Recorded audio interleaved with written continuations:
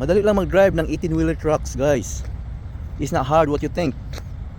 Pakita ko sa inyo, ha. Less than 5 minutes, kaya niyo patakbuhin tong truck.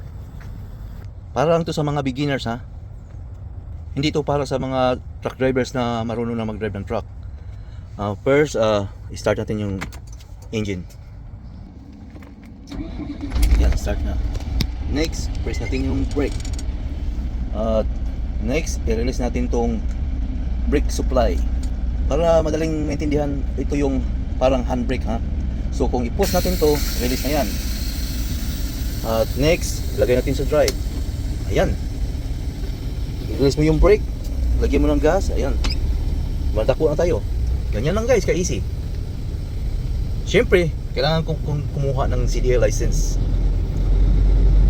Pero pag patakbo nito, guys, madali lang. Kailangan mo lang sanayin kasi malaki yung truck, eh. May hila-hila tayong trailer dito. Yan lang ang kailangan sanayin. Pero patakbuhin mo to, kahit 10 years old na bata, kayang patakbuhin tong truck. Ayan, oh. Gas lang, brake. Ayos na, di ba?